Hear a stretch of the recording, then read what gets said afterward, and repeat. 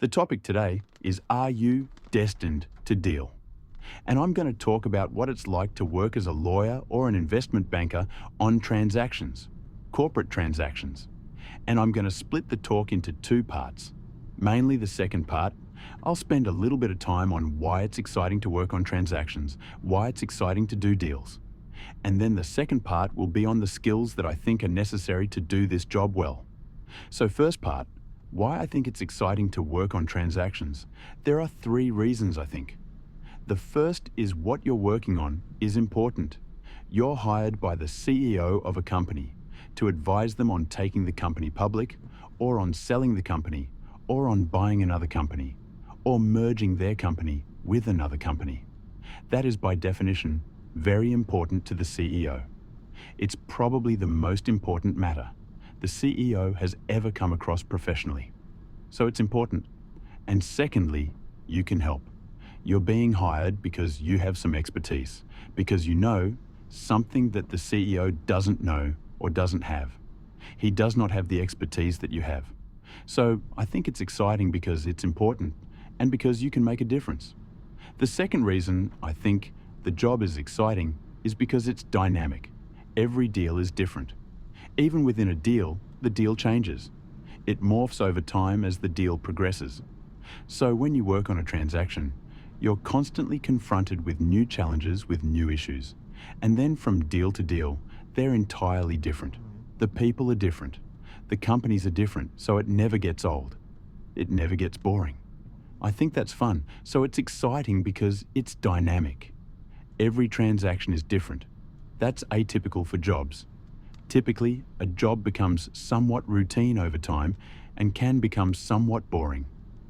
Not true on deals, because every deal is so different. Third reason I think it's exciting is because it's intense. You're going to spend a lot of time and a lot of energy working on transactions. If you become an investment banker or a corporate lawyer, you're going to be sequestered in conference rooms with your clients, and you're going to get to know them very well, and you're going to work very hard. And that's not always fun, but it's mostly fun, I think.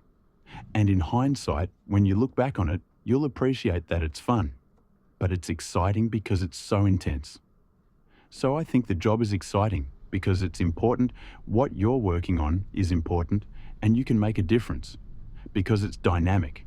It changes from deal to deal, and even within a deal, and because it's very intense. So what skills do I think are necessary to do the job well? I think there are 6 tangible skills that I believe are necessary, and then 4 intangible skills. The 6 tangible skills start with interpersonal skills. You need to have strong interpersonal skills. Now, I don't mean that in the sense that some of you may think in this room, or people outside of this room may think. I don't mean interpersonal skills in the sense of sort of slap you on the back salesman or saleswoman types of skills. I don't mean schmoozing skills. I mean the ability to convey to the client that they should have confidence in you, that you are competent, and that they should have confidence in you. Secondly, quantitative skills. Quantitative skills are important if you're going to work on transactions. Now, you do not need to have been a math major or a physics major or an engineering college to have the prerequisite quantitative skills. But you need to be facile with numbers. You need to be comfortable with numbers. Because much of what you do as a transaction lawyer, and definitely as an investment banker, will involve numbers and numerical analysis. So you need to be comfortable working with numbers. Thirdly, you have to have an interest in business. You do not, contrary to popular belief, need to have a business background. You do not need to have worked in business for 4 or 5 or 3 or 2 or 1 year, but you should have an interest in business. And the way I would say you could manifest that interest now, or what you might want to be doing now at this stage of your careers, is just read the Wall Street Journal a couple of times a week. Not even every day, just a couple of times a week. Just the front page, just the front page. So take 10 minutes. That's all it takes to read the front page of the Wall Street Journal 2 or 3 days a week. And you'll become familiar with what's going on economically around the world and what's going on among some of the leading companies around the world. So develop an interest, acquire an interest, fake an interest in business, but have an interest at least in business.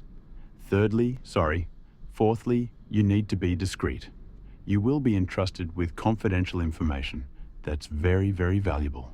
And you don't want to be the person who's talking about the transaction upon which they are working when they're on a train or in an elevator or at a restaurant. You do not want to be divulging this confidentiality.